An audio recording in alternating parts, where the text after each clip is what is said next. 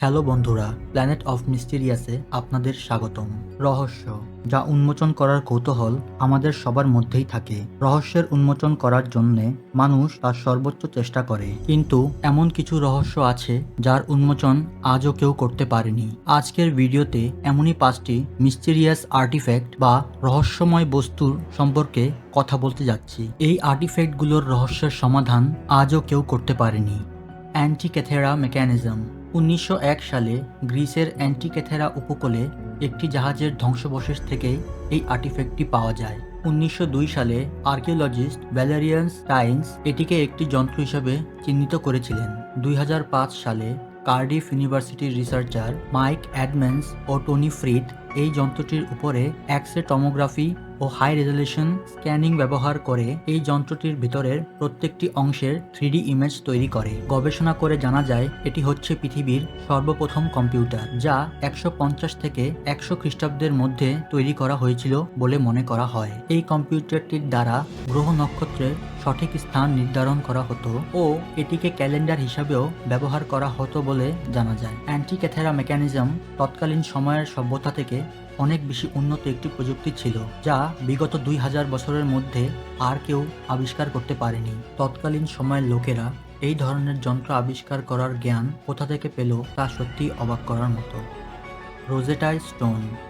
July 1799 French officer পিয়ে Francis Butchart এই পাথরটিকে মিশরের রোজেটা গ্রামে খুঁজে পান, যা নাইল নদীর ধারে একটি ছোট গ্রাম। কিন্তু এই স্টোনটি কোনো সাধারণ পাথর ছিল না। এই স্টোনটির গায়ে প্রাচীন ভাষায় খোদাই করে লেখা হয়েছিল। ফ্রেঞ্চ সৈনিকরা পাথরের গায়ে লেখাগুলো কোনো রকমই বুঝতে পারছিল না, কারণ এমন ভাষা তারা আগে কখনো দেখেনি। রোজেটা স্টোনের গায়ে লেখাগুলো আজও কেউ সম্পূর্ণভাবে ট্রান্সলেট করতে পারেনি। এই পাথরটি প্রায় 2000 বছর পুরনো। পাথরটির গায়ে 3টি আলাদা ভিন্ন ভাষায় খোদাই করে লেখা হয়েছে। 196 খ্রিস্টাব্দে মিশরে টলেমিক বংশের পঞ্চম রাজা টলেমি এপিফানস এই স্ক্রিপ্চারটি তৈরি করিয়েছিলেন, যেখানে হাইরোগ্লিফিক্স, ডিমোটিক ও প্রাচীন গ্রিক ভাষায় এই স্ক্রিপ্চারটি লেখা হয়েছে। এই স্টোনটিতে প্রাচীন সভ্যতা, তাদের জ্ঞান ও বিভিন্ন বিষয় সম্পর্কে লেখা হয়েছে। 1822 সালে জিন ফ্রান্সিয়াস চ্যাম্পোলিন এই ভাষা পড়ার চেষ্টা করেন, যার মধ্যে কিছু শব্দের অনুবাদ করতে পেরেছিলেন, কিন্তু আজও এটিকে সম্পূর্ণভাবে কেউ অনুবাদ করতে পারেনি। বর্তমানে এই স্টোনটিকে ব্রিটিশ মিউজিয়ামে রাখা হয়েছে। ফেইস্টোস ডেস্ক, যা দেখতে কোনো ডেস্ক বা বিস্কিটের মতো মনে হলেও এটি কোনো সাধারণ বস্তু ছিল না, যার মধ্যে প্রাচীন সময়ের রহস্য লুকিয়ে আছে।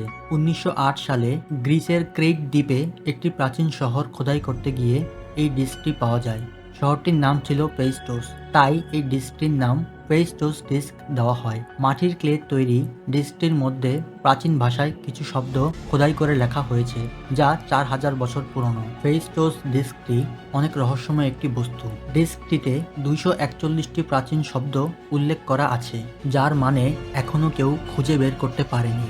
এই ডিস্কটিতে অনেক ধরনের চিহ্ন, যেমন মানুষ, পশু পাখি ও বিভিন্ন ধরনের অদ্ভুত আকৃতি ব্যবহার করা হয়েছে। এই চিহ্নগুলো দেখে বোঝা যাচ্ছিল যে এটি কোনো প্রাচীন অজানা ভাষা, যা এখনো ডিকোড করা যায়নি। আর্কিওলজিস্টরা মনে করে এটি কোনো মেসেজ যা ভবিষ্যৎ প্রজন্মের জন্য রাখা হয়েছে, তাই এই রহস্যময় আর্টিফ্যাক্টটির উপরে এখনো রিসার্চ চলছে।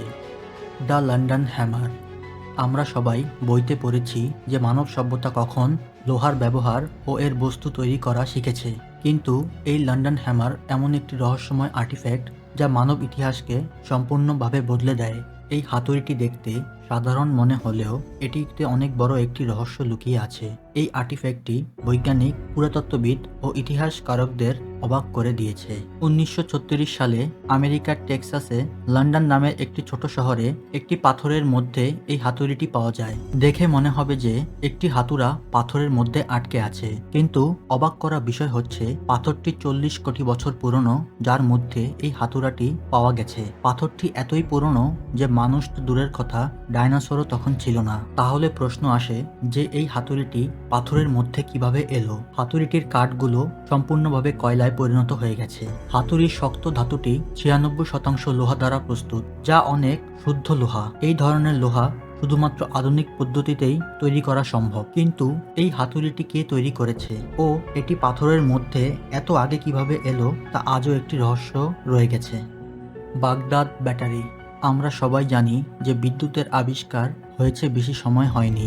1752 সালে আমেরিকান বৈজ্ঞানিক বেঞ্জামিন ফ্র্যাঙ্কলিন বিদ্যুৎ সম্পর্কে সর্বপ্রথম ধারণা দেন ও এর আবিষ্কারকও তিনি। কিন্তু আমি যদি বলি বিদ্যুতের আবিষ্কার 2000 বছর আগে হয়েছে, তাহলে কি আপনি বিশ্বাস করবেন? অবিশ্বাস্য মনে হলেও এটিই সত্যি, যার উদাহরণ হচ্ছে এই বাগদাদ ব্যাটারি। 1938 সালে জার্মান আর্কিওলজিস্ট উইলিয়াম কোনিং ইরাকের রাজধানী বাগদাদ শহরে খনন কাজের সময় ভুলবশত একটি পুরাতন কবরের মধ্যে এই ব্যাটারি খুঁজে পান। প্রথমে এটি একটি মাটির পাত্র মনে হলে পরে বোঝা যায় যে এটি কোনো সাধারণ মাটির পাত্র নয়। পাত্রের মধ্যে লোহার তৈরি একটি লম্বা দণ্ড, যার চারদিকে কপার টিউব দিয়ে সিলিন্ডারের মতো ঢাকা ছিল। পরীক্ষা করে দেখা হয় যে এর মধ্যে ভিনেগার বা অ্যাসিটিক তরল বস্তু ব্যবহার করে এই ব্যাটারি থেকে 1.1 ভোল্ট বিদ্যুৎ উৎপাদন করা যায়। এই ব্যাটারি কে তৈরি করেছে আর কেনই বা তৈরি করেছে? কারণ তখন তো বিদ্যুতের আবিষ্কারও হয়নি, বা বৈদ্যুতিক বাতি বা বিদ্যুৎ দিয়ে চলে এমন কোনো যন্ত্রেরও তখন আবিষ্কার হয়নি। তাহলে তারা এই ধরনের ব্যাটারি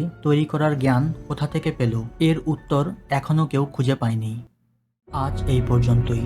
যদি ভিডিওটি ভালো লেগে থাকে তাহলে অবশ্যই একটি লাইক করবেন, কমেন্ট করে নিজের মতামত জানাবেন। এই ধরনের ভিডিও আরও পেতে চাইলে অবশ্যই চ্যানেলটি সাবস্ক্রাইব করবেন ও বেল আইকনটি অন করে নেবেন। দেখা হচ্ছে পরবর্তী ভিডিওতে। খোদা হাফেজ।